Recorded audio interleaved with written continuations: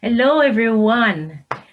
Authentic Kingdom Ambassador is back with you, sharing authentic, healthy aspirations. And we are focusing on the mind.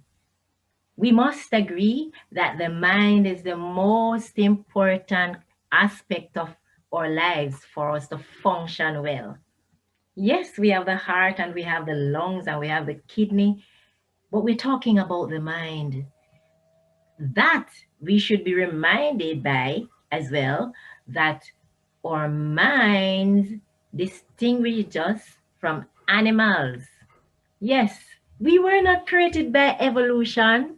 We were created by God, and He gave us that spirit so that we can communicate with Him. And you know something? Spirits communicate with spirits. So we have two other spirits other than our minds. We have the Spirit of God, which is a Holy Spirit, the righteous spirit, the healthy spirit, and we have the spirit of the devil, which is the evil spirit, the destructive spirit. And we must understand that both of them speaks to us through our minds. Therefore, we need to pay attention. And it's through our minds that we get messages so that our brain can process it for functioning. So we need to pay attention what comes in the mind, what we embrace when it comes in the mind, and how we actually can get the things out that are in that are not supposed to be in, and to understand the effect of anything that comes in the mind on our bodies, on our lifestyles, on our well being. Yes, we need to do that. So I'm hastening to share with you the topic that I did promise: disarm the liar. Yes, disarm the liar. Let's share. So let's look at where we start. It's part one. So this series has two parts, part one and part two, and we start with part one now.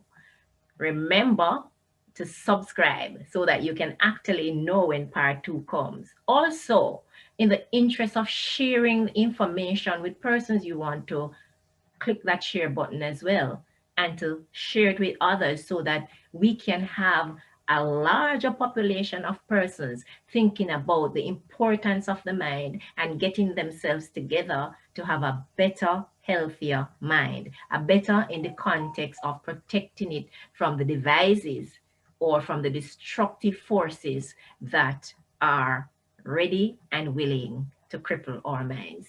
So you like it, subscribe, and share. Let's move on. To disarm the liar, the first thing that I think pops into people's mind when we hear about the word disarm is to take away the weapon. Yes, we need to take away the weapon from the liar.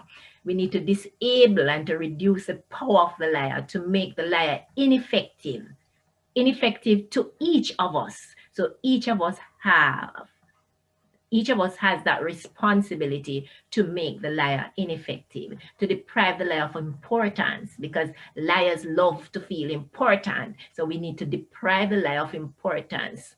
And that's a way of disarming the liar and to humiliate the liar. Now let's go further. Who is a liar? That's a very good question, because some of you may be looking at John, Tom, Mary, whoever it is. But let's look at the characteristic as opposed to the name. So a liar is an imposter, one who pretends to be someone else other than the true self. It's a lie, and a liar will always want to disguise self, because that's the purpose of lying. Now, to misrepresent the truth, that one is so blatant in our faces. Misrepresent the truth. So when a liar comes, always remember that there is a truth that is being misrepresented. The important thing is to always know the truth so that you can know what is a lie. And the lie is a trickster, dishonest and fraudulent. Nothing good is coming forth when a liar comes to you. When we are lied to or lied on, we need to pay attention to that. And the liar comes to deceive and to exploit. So we are at risk when the liar comes. It's like person come to all your stick you up, take away your stuff. So we need to find strategies to disarm that liar. And worst of all, when your mind is being robbed of its natural healthy state, it's trouble. It's trouble. So lies on the mind distort the logical pattern of thoughts and reasoning. Yes, because you have something more now that you're operating with. It is not true, yet that's what you're operating. That's a framework of your functioning. And you're going to find that it is not touching with reality. So it's a distortion. Lies on the mind interfere with the soundness of reality. Can you connect with that? Do you know of persons who tell lies? Do you understand and wondering what made this person tell so much lies? What this person gets out of telling lies, we'll soon find out.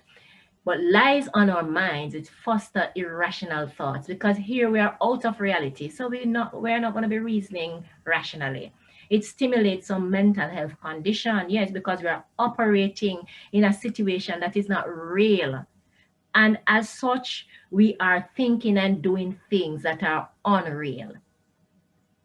That will not connect well with the mind that God has given to us, because remember, He has given us a sound mind. And when we are operating outside of that soundness, it is going to be affecting our very being. The way we talk, the way we walk, the way we live, what we eat, everything. So we are going to be operating in lies, feeling withdrawn, hating people because we are thinking that they are doing this to us, doing that to us. The lies that we believe are destructive.